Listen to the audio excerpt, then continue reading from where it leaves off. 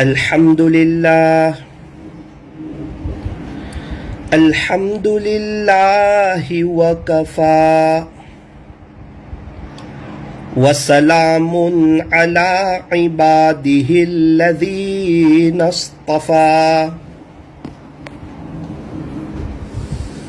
أما بعد فأعوذ بالله من الشيطان الرجيم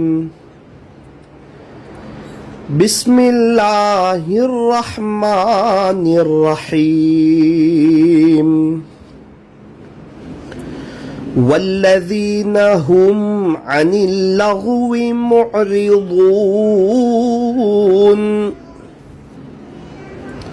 صدق الله مولانا العظيم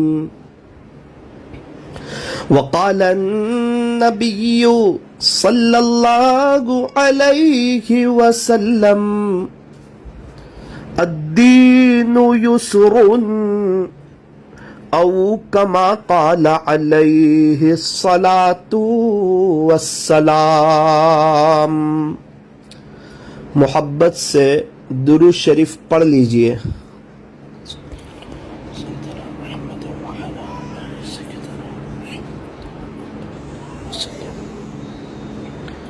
اللہ تبارک و تعالی ہمارے درود شریف پڑھنے کو قبول فرمائے اور اللہ تعالی ہمیں درود شریف پڑھتے رہنے کی توفیق اور سعادت نصیب فرمائے.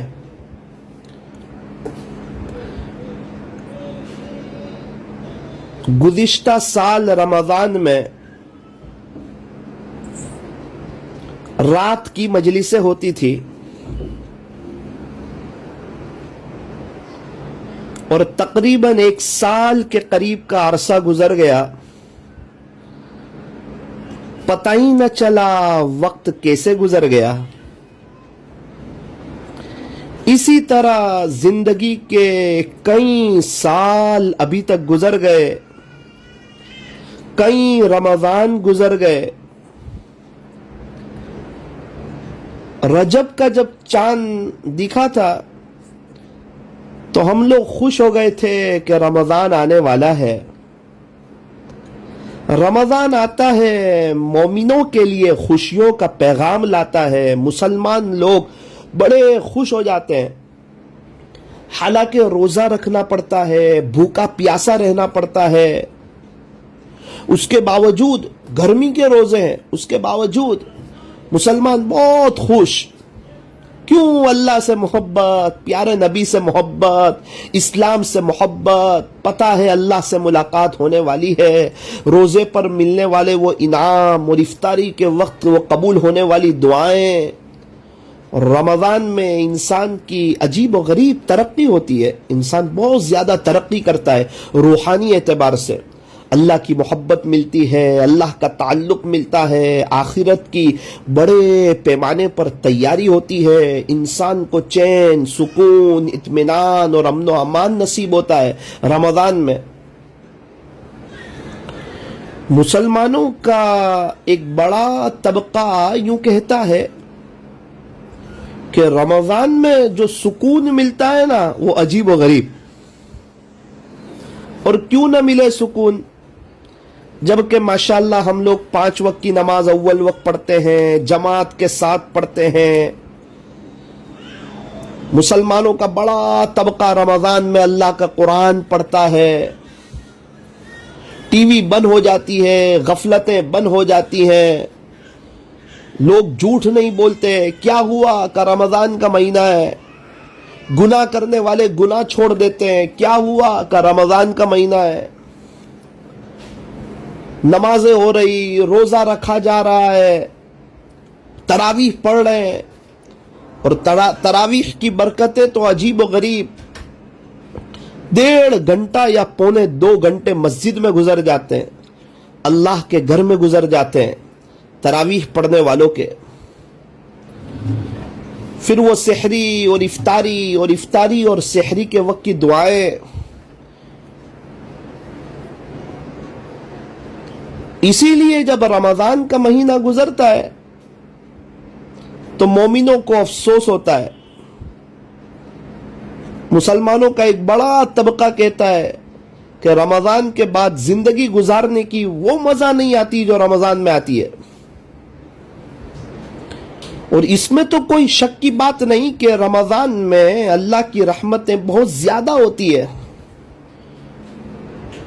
لیکن ہم نے ان کو دیکھا جو لوگ نیک ہیں, اللہ کے فرما بردار ہیں, وہ رمضان کے بعد بھی اللہ کو راضی کرنا چاہتے ہیں, نمازوں کا اہتمام کرتے ہیں, فجر کی نماز پڑھتے ہیں, سنتوں کے مطابق اپنی زندگی گزارتے ہیں. رمضان کے علاوہ بھی ان کو ٹی وی سے نفرت, گناہوں سے نفرت, بد نظری سے نفرت, اللہ کو ناراض کرنے والا کام وہ نہیں کرتے. اللہ انہیں رمضان کے بعد بھی سکون عطا فرماتے ہیں.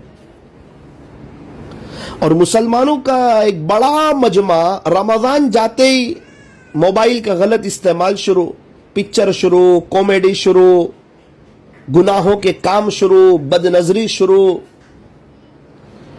ابھی الحمدللہ فجر کی نماز میں پوری مسجد بھر جاتی ہے, مسجد کی تقریباً پوری صحن بھر جاتی ہے. اور اگر نماز سے کچھ دیر پہلے جاؤ تو جماعت کھانے میں جگہ بھی نہیں ملتی. وجہ کیا ہے بھائی؟ رمضان کا مہینہ آ گیا, فجر کی نماز فرض ہے. او مسلمانوں, او مومنوں, او میری دینی ماؤں بہنوں, رمضان کے علاوہ بھی تو فجر کی نماز فرض ہے نا. 6:30 بجے فجر ہو رہی ہوتی ہے اور صفے دو, اور ابھی 5:20 کے قریب کی فجر ہے اور مسجدیں بھری پڑی ہے. بہت خوشی کی بات ہے, خوشی تو ہوتی ہے, دل دکھتا ہے, دل روتا ہے, افسوس ہوتا ہے کہ اتنا بڑا مسلمانوں کا طبقہ رمضان جاتے ہی اللہ کو کیسے بھول جاتا ہے. رمضان میں جو اللہ ہے رمضان کے بعد بھی وہی اللہ ہے. میرے عزیزوں, ہم کہاں جا رہے ہیں؟ کیا ہماری سوچ ہے؟ کیا ہماری پلاننگ ہے؟ کیا صرف رمضان کا ہی حساب ہونا ہے, رمضان کے علاوہ کی زندگی کا حساب نہیں ہونا؟ کیا رمضان کے علاوہ قرآن شریف کا پڑھنا جائز نہیں ہے؟ پھر کیوں ہم قرآن کو ایک طرف رکھ دیتے ہیں؟ ماشاءاللہ بڑی خوشی ہوتی ہے مسلمانوں کو دیکھ کر, مومنوں کو دیکھ کر, اللہ کے لالوں کو دیکھ کر, اللہ کے فرما بردار لوگوں کو دیکھ کر بڑی خوشی ہوتی ہے. رمضان آتا ہے, نوجوان لوگ اللہ کا قرآن پڑھ رہے ہیں, مسجدیں بھری پڑی ہیں, نمازوں سے پہلے قرآن پڑھا جا رہا, نمازوں کے بعد قرآن پڑھا جا رہا, لوگ لیٹ تک قرآن پڑھتے ہیں, اللہ کو راضی کرتے ہیں. ایک کاش اگر رمضان کے بعد بھی اپنے اللہ کے لیے وقت نکالے اور قرآن شریف کی تلاوت کی عادت بنا لے تو یقین مانے زندگی مزوں سے بھر جائے گی. دنیا میں رہتے ہوئے انشاءاللہ جنت کا مزہ آنے لگے گا اگر ہم تقوی حاصل کر لیں گے, اگر ہم گناہوں سے بچ جائیں گے, اگر رمضان میں بھی اور رمضان کے علاوہ میں بھی اگر ہم اللہ کے ہو جائیں گے, اللہ کے دیوانے ہو جائیں گے کہ رمضان چلا جائے ہم اللہ کو نہیں بھولیں گے. یہ رمضان میں ہمیں اس کی کوشش کرنی ہے, اس کا عزائم کرنا ہے اور اس کا ارادہ کرنا ہے. اس میں کوئی شک کی بات نہیں کہ رمضان کا مہینہ بڑا مبارک مہینہ, بڑا قیمتی مہینہ, بڑا پر رونق مہینہ ہے. یوں فرمایا کہ رمضان کا مہینہ جو ہے یہ شہر الصبر ہے اور صبر کا بدلہ جنت ہے. رمضان کا مہینہ صبر کا مہینہ اور صبر کا بدلہ جنت ہے. اللہ تعالیٰ صبر کرنے والوں سے محبت فرماتے ہیں, واللہ یحب الصابرین. اللہ صبر کرنے والوں سے پیار فرماتے ہیں, محبت فرماتے ہیں. اللہ کا قرآن کہتا ہے کہ اللہ صبر کرنے والوں کے ساتھ ہے. ان اللہ مع الصابرین, بے شک اللہ صبر کرنے والوں کے ساتھ ہے. اس لیے صبر کرنا سیکھے. عربی کا ایک مقولہ ہے, الصبر شجرہ وثمرها حلو.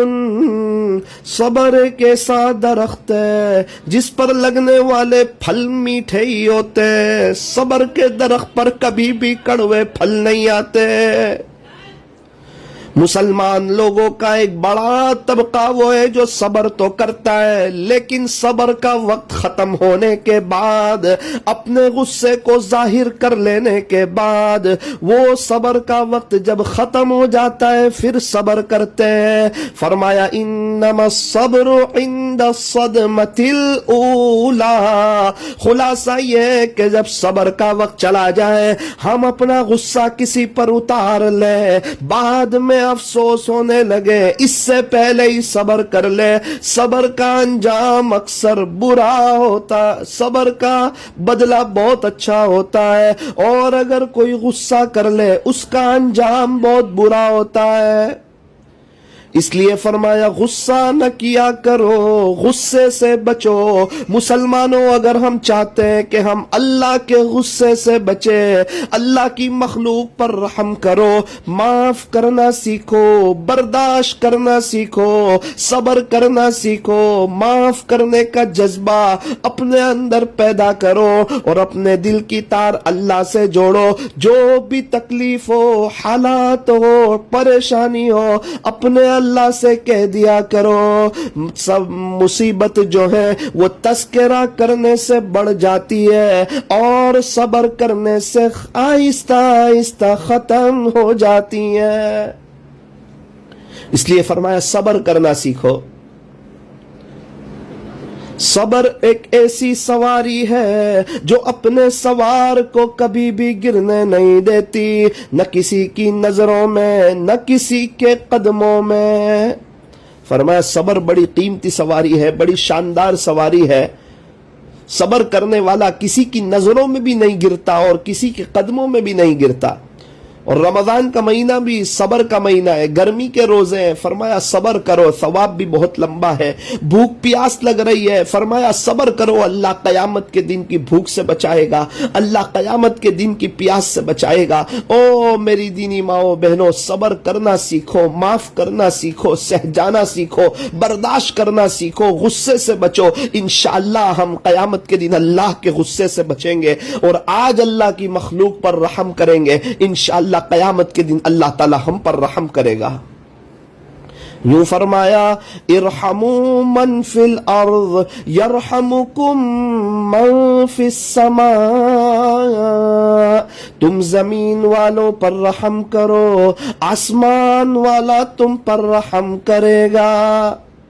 گرمی کا موسم ہے، گرمی کی سیزن ہے، گرمی بڑی شدت کی لگ رہی ہے، کیا چاہو کہ ہم اپنی اگاسی میں، اپنے ٹیریس پر کچھ دانے یا کچھ چنے وغیرہ رکھ دے، تھوڑا سا پانی رکھ دے، اللہ کی مخلوق آئے گی، کبوتر وغیرہ آئیں گے اور ہمارے ٹیریس پر آ کر صبح کا ناشتہ کریں گے، اپنی پیاس کو بجھائیں گے، انشاءاللہ ان کی برکت سے اللہ ہماری قیامت کے دن کی پیاس بجھائے گا۔ اس لیے فرمایا، ایک ہمارے یہاں ایک ڈاکٹر صاحب تھے، انہوں نے مجھے صبح ناشتے کی دعوت دی۔ جب میں ان کے یہاں ناشتہ کرنے کے لیے گیا تو انہوں نے اپنے ٹیریس پر، اپنے گھر کی صحن میں، انہوں نے کچھ دانے وغیرہ ڈال دیے، کچھ پانی وغیرہ رکھ دیا۔ میں نے کہا ڈاکٹر صاحب یہ کیا کر رہے ہو؟ کہا مولانا ابھی 50-60 اللہ کی مخلوق آئے گی اور یہاں میرے یہاں ناشتہ کرے گی۔ الحمدللہ ثم الحمدللہ، روزانہ کافی مخلوق اللہ کی آتی ہے، میرے یہاں کے ناشتہ کرتی ہے۔ اللہ اکبر کبیرہ، دیکھ کر تعجب ہوا۔ فجر کی نماز کے بعد جب ہم لوگ میٹھی نیند سو رہے ہوتے ہیں، کچھ لوگ ایسے ہیں جو اس وقت اپنی قبر کی میٹھی نیند کی فکر کر رہے ہوتے ہیں، اپنی آخرت بنا رہے ہوتے ہیں، اپنے خالق کو، اپنے مالک کو، اپنے پالنہار کو راضی کر رہے ہوتے ہیں، اور اپنی جنت بنا رہے ہوتے ہیں، اور اپنی ہمیش کی جو لائف آنے والی ہے اس کی فکر کر رہے ہوتے ہیں۔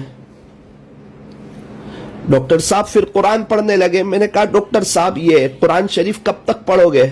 کہنے لگے مولانا 9 بجے تک. میں نے کہا روزانہ کتنا پڑھ لیتے ہو؟ کہنے لگے روزانہ 6 پارے الحمدللہ. تقریباً ہر 5ویں دن میں میرا قرآن ختم ہوتا ہے. ایک دن میں 6 پارے، ہر 5ویں دن میں قرآن ختم. اگر ہم بھی 3 گھنٹے اللہ کے قرآن کو دے دے، 1 گھنٹے میں 2 پارے تو 6 گھنٹے، 3 گھنٹے میں ہمارے بھی روزانہ 6 پارے ہو سکتے ہیں، ہمارا بھی 5 دن میں قرآن ہو سکتا ہے. لیکن ہمارے پاس وقت کہاں اللہ کے قرآن کے لیے؟ ہمارے پاس وقت ہے موبائل کے لیے، ہمارے پاس وقت ہے بزنس کے لیے، ہمارے پاس وقت ہے کاروبار کے لیے، ہمارے پاس وقت ہے فیس بک کے لیے، یوٹیوب کے لیے، ٹویٹر کے لیے، ہمارے پاس وقت ہے اپنے دوستوں کے لیے، اپنی سہیلیوں کے لیے، ہمارے پاس وقت ہے گھر کے کام کاج کے لیے، اپنے کچن کے لیے. بڑے خوش نصیب ہے وہ حضرات جن کے پاس ان چیزوں کے لیے بھی وقت ہوتا ہے اور اپنے خالق اور مالک اور پالنہار کے لیے بھی وقت ہوتا ہے.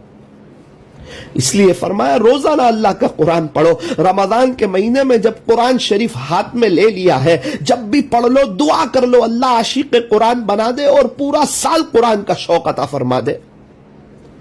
رمضان میں تہجد پڑھو، دعا کرو اللہ پورے سال تہجد کی توفیق دے دے. رمضان میں اوابین پڑھو، دعا کرو اللہ پورے سال اوابین کی توفیق دے دے. رمضان میں اشراق پڑھو، دعا کرو اللہ پورے سال اشراق کی توفیق دے دے. رمضان میں چاش پڑھو، دعا کرو اللہ پورا سال چاش کی توفیق دے دے. جو بھی نیک عمل کرو پورے سال کے لیے دعا کر لو. رمضان میں نیک بن جاتے ہیں، دعا کرو اللہ پورا سال نیک بنا دے. رمضان میں غیبت سے بچتے ہیں، دعا کرو اللہ پورا سال غیبت سے بچا لے. رمضان میں بہت سے گناہ جان مجھ کر چھوڑ دیتے ہیں اور رمضان کے علاوہ جان مجھ کر لیتے ہیں. میرے عزیزو یاد رکھنا، گناہ کرنا رمضان میں بھی حرام ہے اور رمضان کے علاوہ میں بھی حرام ہے. اللہ تبارک و تعالی گناہوں کی نفرت ہمارے دلوں میں ڈال دے. رمضان میں جب دعا کے لیے ہاتھ اٹھاؤ، اللہ سے ایک دعا ضرور کرنا، اللہ گناہوں کا وبال میرے اوپر کھول دے اور گناہوں کا نقصان مجھے سمجھا دے. یوں فرمایا سب سے بڑا عالم وہ ہے جس پر گناہوں کی مضرتیں زیادہ کھل جائیں، گناہوں کا نقصان زیادہ کھل جائے، کیونکہ گناہ کرنے سے انسان سیدھا اللہ کی نظر ہی سے گر جاتا ہے. گرمی میں اگر کوئی ہیٹر شروع کر دے تو اس کی کیا پوزیشن ہوگی؟ انسان گناہ کرتا ہے، اس کے دل میں ہیٹر شروع ہو جاتا ہے، اندر سے پورا بے چین ہو جاتا ہے. یوں فرمایا کہ گناہ کے راستے میں دکھ ہی دکھ ہے اور نیکی کے راستے میں سکھ ہی سکھ ہے. گناہ کر کے انسان پریشان ہی رہتا ہے چاہے بادشاہ کیوں نہ بن جائے، اور نیکی کر کے انسان خوش ہی رہتا ہے چاہے بادشاہ ہو جائے یا فقیر ہو جائے. اس لیے اس رمضان میں صرف رمضان تک کی تیاری نہیں کرنی بلکہ موت تک کی تیاری کرنی ہے. ہمیشہ ہمیشہ کے لیے قرآن پڑھیں گے، اس کا ارادہ کرنا ہے. 5 وقت کی فرض نماز پڑھیں گے، اس کا بھی ارادہ کرنا ہے. تہجد، اشراق، چاش اور اوابین پڑھیں گے، اس کا بھی ارادہ کرنا ہے. اسلامی طریقے کے مطابق اپنی زندگی گزاریں گے، اس کا بھی ارادہ کرنا ہے. یہ دنیا کی زندگی تو فانی، ختم ہو جانے والی ہے.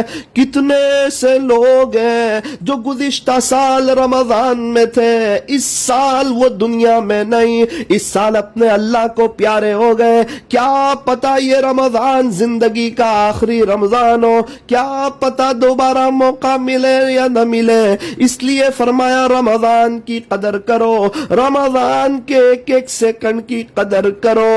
یوں فرمایا ایک بزرگ فرماتے ہیں جو رمضان کے ایک ایک سیکنڈ کی قدر کرتا ہے، یوں فرمایا کہ رمضان کا ایک ایک لمحہ انسان کو اللہ کا ولی بنانے کے لیے کافی ہے. رمضان کا ایک ایک لمحہ انسان کو اللہ کا ولی بنانے کے لیے کافی ہے. ایک ایک منٹ کی قدر کرو، ایک ایک سیکنڈ کی قدر کرو، دل سے اللہ کو یاد کرو، اپنے دل میں اللہ کی یاد کو بساؤ، اللہ کی یاد میں رہو، اللہ کو یاد کرنا سیکھو. اللہ کی یاد سے دل آباد ہوتا ہے، دنیا کی یاد سے دل ویران ہوتا ہے. دل دل برباد ہوتا ہے. فانی چیزوں کی یادوں میں نہ لگو, جو باقی رہنے والی چیز ہے آخرت کی زندگی ہے, ہمیشہ ہمیش کی لائف ہے. عقل مند انسان وہ ہے جس کے دل دماغ پر آخرت سوار ہو جائے اور وہ آخرت کی تیاری میں کمر بستہ ہو جائے, آخرت کی یاد میں لگ جائے, اسے اللہ یاد رہنے لگے, نبی کا طریقہ یاد رہنے لگے, اسلامی کلچر اچھا لگے, صحابہ کا طور طریق اچھا لگے, اللہ والوں کا چہرہ اچھا لگے, ان کا لباس اچھا لگے, اللہ والوں جیسی اپنی زندگی گزارنے لگے, غیروں جیسی زندگی نہ گزارے, یہودی نصارہ مشرک اور مجوسی جیسی زندگی نہ گزارے, ورنہ چہرے پر بھی پھٹکار ہوگی, دل بھی بے چین رہے گا. 2 کام بنانے جائیں گے 4 کام بگڑ جائیں گے, 4 کام بنانے جائیں گے 8 کام بگڑ جائیں گے. او میرے نوجوانوں, او میرے عزیزوں, او اللہ کے لالو, اس بات کو طے کرو, اس رمضان میں ابھی سے اپنی زندگی چینج کریں گے, اپنے چہرے پر داڑھی رکھیں گے, اسلامی لباس پہنیں گے, ازار ٹخنوں سے اوپر رکھیں گے, انشاءاللہ اللہ آپ کو ذلیل نہیں کرے گا, اللہ آپ کو ضائع نہیں کرے گا, اللہ آپ کو برباد نہیں کرے گا, اللہ آپ کی عزتوں کو نہیں چھینے گا. جنید جمشید نے چہرے پر داڑھی رکھی, اسلامی لباس پہنا, ازار ٹخنوں سے اوپر کری, اللہ نے جنید کی زندگی میں 4 چاند لگا دیے, سکون بھی دے دیا, عزتیں بھی دے دی, پوری دنیا میں مشہور بھی کر دیا, شہادت کی موت بھی دے دی. اور جنید کی قبر کھودنے والا یوں کہہ رہا تھا کہ میں جنید کی قبر کھود رہا تھا تو جنید کی قبر سے خوشبو آ رہی تھی. او میرے نوجوانوں, اپنے دوست لوگ کیا کہیں گے, کیوں نیک بن گیا, کیوں دیندار بن گیا, کیوں شرماتے ہو نیک بننے سے, کیوں شرماتے ہو اللہ کے فرما بردار بننے سے, کیوں شرماتے ہو کہ دوست لوگ مجھے نیک کہیں گے. آپ کیا چاہتے ہو, دوست لوگ آپ کو نیک نہ کہیں, اللہ کا فرما بردار نہ کہیں, یعنی آپ اللہ کے نافرمان دکھو, اس میں آپ کو اچھا لگتا ہے. ارے شرم کرو, موت یاد کرو, اللہ سے ملاقات یاد کرو, یہ دنیا کا فانی ہونا یاد کرو, اللہ والوں جیسا لباس پہنو. میں مستورات سے بھی کہنا چاہتا ہوں کہ وہ ویسٹرن کلچر پر نہ چلے, غیروں والے لباس پر نہ چلے, مغرب کے طریقوں پر نہ چلے. مغرب کے وقت سورج جو ہے وہ غروب ہوتا ہے, اس زندگی پر نہ چلے. صحابیات کی زندگی کو دیکھیں, رابعہ بصریہ کی زندگی کو دیکھیں, مولانا الیاس صاحب کی والدہ کی زندگی کو دیکھیں, سادگی کو اپنائیں, ہر حال میں اپنے اللہ سے خوش رہے. اللہ نے جہاں آپ کا جوڑا بنایا ہے وہیں خوش رہے. یہ جوڑے آسمانوں پر بنتے ہیں, اللہ کے یہاں سے بنتے ہیں. اپنے شوہر کے ساتھ خوش رہنا سیکھیں, اس کی خدمت کرنا سیکھیں, اپنے بچوں کی اچھی تربیت کریں, انہیں اسلامی لباس پہنائیں تاکہ بڑے ہو کر بچہ اسلامی لباس پہنے, غیروں والا لباس نہ پہنے.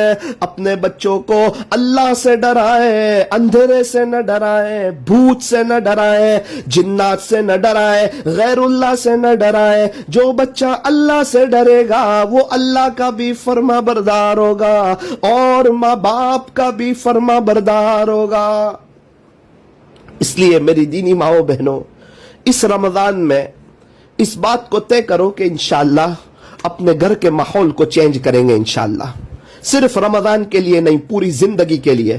100 سال پہلے والا ہمارے یہاں کوئی نہیں, اور 100 سال اگر یہ دنیا کا نظام آگے چلا تو انشاءاللہ میں بھی نہیں, میری فیملی بھی نہیں, میرے بچے بھی نہیں, آپ بھی نہیں, آپ کی فیملی بھی نہیں, آپ کے بچے بھی نہیں, ہم لوگ سب تن و من مٹی کے نیچے ہوں گے. اللہ کرے کہ یہ بات سمجھ آ جائے, اللہ کرے کہ یہ بات دلوں میں اتر جائے, اللہ کرے کہ ہم جو ہے نامحرموں سے تعلق جوڑنے سے بچ جائیں, اللہ کرے کہ ہم گناہوں سے بچ جائیں. ارے اللہ کے ہو جاؤ, اللہ کی 18,000 قسم کی مخلوقات ہے، پھر بھی اللہ ہمیں نہیں بھولتا. ہمارا تو ایک ہی اللہ ہے، پھر بھی ہم اسے ایک اللہ کو کیسے بھول جاتے ہیں. افطاری میں اللہ نعمتیں کھلاتے ہیں، رات کے وقت نعمتیں کھلاتے ہیں، سحری میں نعمتیں کھلاتے ہیں. اللہ کے فرما بردار بن کے رہو، اللہ کے باغی بن کے نہ رہو، اللہ کو ناراض کرنے والا کوئی کام نہ کرو. اللہ تعالیٰ آج کی مجلس کو اپنی بارگاہ میں قبول فرما کر ہمارے لیے آخرت میں نجات کا ذریعہ فرمائے. کہنے سننے میں کچھ کمی زیادتی غلطی ہو گئی ہو، اللہ تعالیٰ اپنے فضل سے معاف فرمائے. اس مجلس کے فیض کو اللہ تعالیٰ تا قیامت خوب عام و تام فرمائے. جہاں جہاں جو لوگ یہ مجلسیں سن رہے ہیں، اللہ تعالیٰ ہر ایک کی جائز تمناؤں کو، نیک مرادوں کو پورا فرمائے، اور اللہ ہر ایک کے پورے گھرانے میں دینداری والا ماحول قائم فرمائے، گھروں میں ایک محبتوں والا ماحول قائم فرمائے، میاں بیوی میں آپس میں محبت عطا فرمائے، بچوں کو فرما بردار بنائے، برکتوں والی حلال روزی عطا فرمائے، اور اللہ تعالیٰ اپنے عاشقوں جیسا رمضان گزارنے کی توفیق اور سعادت نصیب فرمائے. ایک اعلان یہ تھا کہ ابھی روزانہ انشاءاللہ رمضان میں 11:15 بجے مجلس شروع ہو جائے گی. 11:15 بجے سحری کے وقت میں انشاءاللہ 4 بجے دعا شروع ہو جائے گی، اور افطاری کے وقت میں انشاءاللہ 6:45 پر 6:45 بجے دعا شروع ہو جائے گی. آپ حضرات سے عاجزانہ اور مؤدبانہ گزارش ہے کہ آپ بھی اور آپ کے جو رشتہ دار ہیں اور آپ سے جو کنیکٹ لوگ ہیں، آپ سے جڑے ہوئے لوگ ہیں اور آپ کے سے تعلق والے لوگ ہیں، ان تک بھی اس لنک کو پہنچائیں اور انہیں بھی اس کی درخواست کریں کہ وہ بھی ایسی مجلسوں میں شریک رہیں. کیا پتہ کوئی بات دل پہ لگ جائے، دل کی دنیا بدل جائے، ان کی آخرت سنور جائے. انشاءاللہ ہمیں بہت بڑا فائدہ ہوگا. اللہ تعالی ہمیں خیر خائی کا بھی ثواب عطا فرمائیں گے، اور ہمارے کہنے سے کسی نے مجلس سنی اور اس کی زندگی چینج ہوئی، انشاءاللہ اللہ تعالی ہمیں بھی پورا ثواب عطا فرمائیں گے. آپ حضرات سے بھی گزارش ہے کہ آپ بھی ہمارے لیے دعا فرمائیں. یہ عاجز بھی آپ کے لیے دعا کرتا ہے. درود شریف پڑھ لیجئے، ہاتھ اٹھا کر دعا کر لیجئے.